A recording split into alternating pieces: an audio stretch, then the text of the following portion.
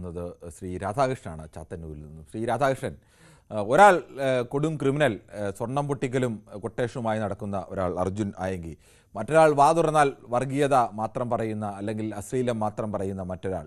ഈ രണ്ടുപേരെയും പോലീസ് പൊക്കിയതോടെ ഈ രണ്ടുപേർക്കും പിന്തുണയുമായി കുറേ ആളുകൾ ഇങ്ങനെ സൈബർ ഇടങ്ങളിൽ എത്തിയിരിക്കുകയാണ്. ഇവർക്ക് വേണ്ടി വാദിക്കാനും ന്യായീകരിക്കാനും ഒക്കെയുള്ള ആളുകൾ. എന്താണ് ഈ സമൂഹം ഈ തരത്തിൽ ചിന്തിക്കാനുള്ള കാരണം?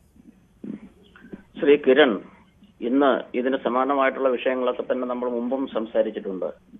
ഇന്ന് രാഷ്ട്രീയ പാർട്ടികൾ നേരിടുന്ന ഏറ്റവും വലിയ പ്രശ്നം എന്ന് പറയുന്നത് ആദർശശുദ്ധിയില്ലായ്മ, മൂല്യച്യുതി, സത്യസന്ധതയില്ലായ്മ, ജനങ്ങളോട് കൂറ്, നീതിന്യായം, ഉൾപാർട്ടി ജനാധിപത്യം, ഇതൊന്നും തന്നെ പാലിക്കാതെ, ഞാൻ ഈ പറഞ്ഞ 5 കാര്യങ്ങൾ രാഷ്ട്രീയ പാർട്ടികൾക്ക് വേണ്ടതാണ്, ഉൾപാർട്ടി ജനാധിപത്യം ഉൾപ്പെടെ, ഇതൊന്നും ഇല്ലാതെ എന്റെ അനുഭവത്തിൽ ഒരു രാഷ്ട്രീയ പാർട്ടിയും അതിൽ നിന്ന് വിഭിന്നമല്ല.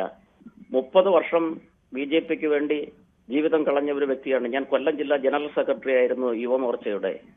അതിൽ നിന്ന് നീതി ലഭിക്കാതെ വന്നപ്പോൾ എന്റെ ജീവിതത്തിന്റെ നല്ല ഭാഗവും കളഞ്ഞിട്ട് ഞാൻ മറ്റൊരു പാർട്ടി CPIയിൽ വന്ന ആളാണ്. 2014 തെരഞ്ഞെടുപ്പിൽ ഉൾപാർട്ടി ജനാധിപത്യമില്ല. എവിടെന്നെങ്കിലും കുറച്ച് ധനസമ്പാദനം നടത്തി വരുന്നവരെ ഏത് ചുമതലയിലും, എന്റെ മുന്നണിയിലുള്ള കാര്യമടക്കം പറയാം, മറ്റൊരു പാർട്ടിയെ തലേ ദിവസം വരെ വന്നിട്ട് പിറ്റേന്ന് പിടിച്ച് നമ്മളെ സരിനെ സ്ഥാനാർത്ഥിയാക്കിയതുപോലെ ഞാൻ അതിനെയൊക്കെ എന്റെ പാർട്ടിയാണെങ്കിൽ എതിർക്കുന്ന കൂട്ടത്തിലാണ്.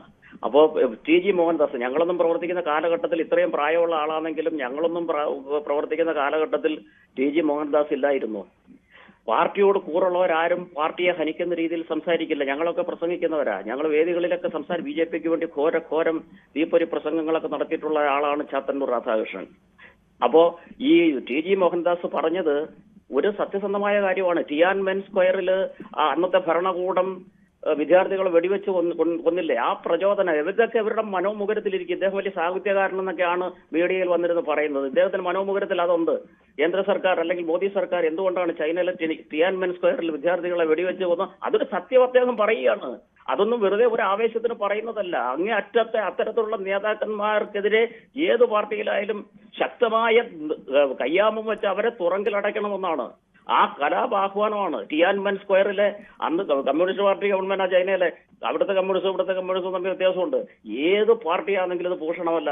അതുപോലെ തന്നെ ആയങ്കിയുടെ വിഷയം, മയക്കുമരുന്നായാലും ഏതായാലും കൈകാര്യം ചെയ്ത് വരുമ്പോഴേക്കും അത് ഒരു പാർട്ടി ഇവന്റെ അനുഭവത്തിൽ വ്യത്യസ്തമല്ല. കുറച്ച് സമ്പത്തും കുറച്ച് പെരുമയൊക്കെ ഉണ്ടാക്കി വരുമ്പോഴത്തേക്കും അവൻ വന്ന വഴിയോ ആരോന്നും അറിയണ്ട, അവർ അപ്പോഴേ പിടിച്ചു. ശ്രീ കണ്ണനാണ് ആലപ്പുഴയിൽ നിന്ന്. ശ്രീ കണ്ണൻ, ഈ TG മോഹൻദാസിനെ പോലെ വാ തുറന്നാൽ വർഗീയതയും അശ്ലീലവും പറയുന്ന ഒരാൾ, അയാളെ പിന്തുണയ്ക്കുന്ന കുറേ ആളുകൾ, അർജുൻ ആയെങ്കിൽ പ്രധാന ജോലി തന്നെ സ്വർണം പൊട്ടിക്കലും കൊട്ടേഷൻ പണിയും ഒക്കെയാണ്, അയാളെ പിന്തുണയ്ക്കുന്ന കുറേ ആളുകൾ, 2 രാഷ്ട്രീയ പാർട്ടികളിലെ പ്രതിനിധീകരിക്കുന്ന 2 പേരാണ്. ഈ പാർട്ടികളൊക്കെ അവളെ തള്ളിപ്പറയുമ്പോഴും അവരെയൊക്കെ പിന്തുണയ്ക്കാനുള്ള ആളുകൾ. എന്താണ് താങ്കൾക്ക് പറയാനുള്ളത്? നമസ്തേ സാർ. നമസ്കാരം സാറേ, ഇപ്പം ഈ 2 പേരെയും പിന്തുണയ്ക്കുന്നവര് ഉടുതുണി ഉരിഞ്ഞു മാറ്റി നഗ്നനായി നിൽക്കുന്നത് പോലെ ആയി. കാരണം നമ്മൾക്കറിയാം, കൂടുതൽ വാർത്തകൾക്ക് News 18 Keralam YouTube channel subscribe ചെയ്യുക.